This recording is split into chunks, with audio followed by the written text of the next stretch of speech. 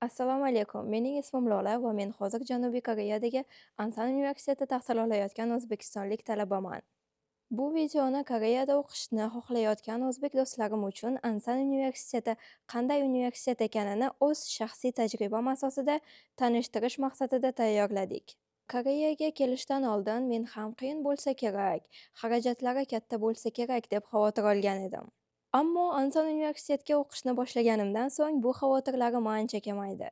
Koreyaga o'qish haqida gap ketganda eng muhim ikki narsa bor. Bular albatta o'qish narxi va koreys tili. Ansan universitetining eng katta afzalliklaridan biri har semestr stipendiya berilishi.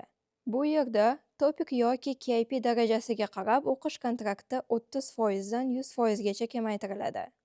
Eng muhim jihati shundaki, bu stipendiya bir martalik emas, balki bitirguningizgacha har semestr davom etadi. Ya'ni, koreys tilini qanchalik yaxshi o'rganishingizga qarab, o'qish xarajatlari ham shunchalik kamayadi. Bu yerda albatta aytib o'tishim kerak bo'lgan narsa KP, ya'ni ijtimoiy integratsiya dasturi. Ko'pchilik topik bo'lsa yetarli emasmi deb o'ylaydi.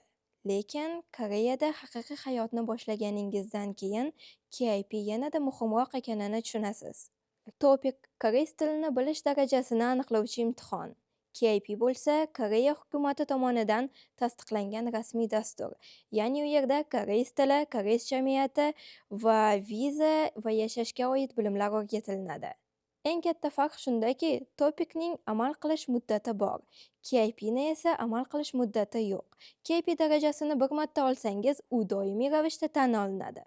Ayniqsa, Koreyada uzoq muddat yashashni, kelajakda vizani uzaytirish yoki doimiy yashash huquqini olishni xohlayotganlar uchun KIP juda amaliy va muhim dastur hisoblanadi. Ansan universitetining yana bir yaxshi tomoni o'qishga kirganingiz zahoti KIP bilan bog'lab berishidir. Universitet ariza topshirish jarayonini tushuntirib beradi. Talabalik hayoti bilan birga o'qish mumkin va topik hali bo'lmasa ham Koreyada o'qishni boshlash imkoniyati bor. Men ham dastlab til borasida ishonchim kam edi, lekin bu tizim orqali asta-sekin moslashib ketdim. Ansan universitetida xorijiy talabalar uchun maxsus bo'lim mavjud. U Global Admissions Team deb ataladi.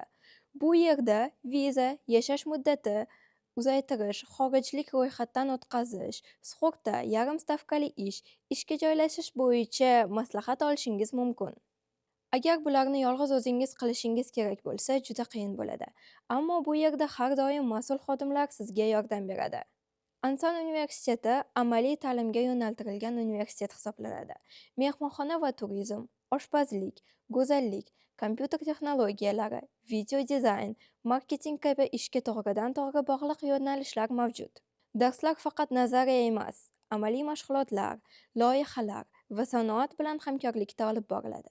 Bituruv arafasida universitetning ish bilan ta'minlash markazi orqali maslahat olish mumkin. Ansan shahri xorijiy talabalar uchun yashashga qulay shahar.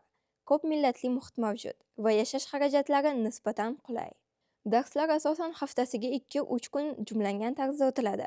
Shuning uchun qonuniy ravishda ishlash va o'qishni birga olib borish mumkin. Xulosa qilib aytganda, Ansan universiteti har semestr stipendiya, KP bilan bog'langan tizim, xorijiy talabalar uchun birga-bir yordam, amaliy va ishga yo'natilgan ta'lim, xorijiy talabalar uchun qulay muhit taqdim etadi.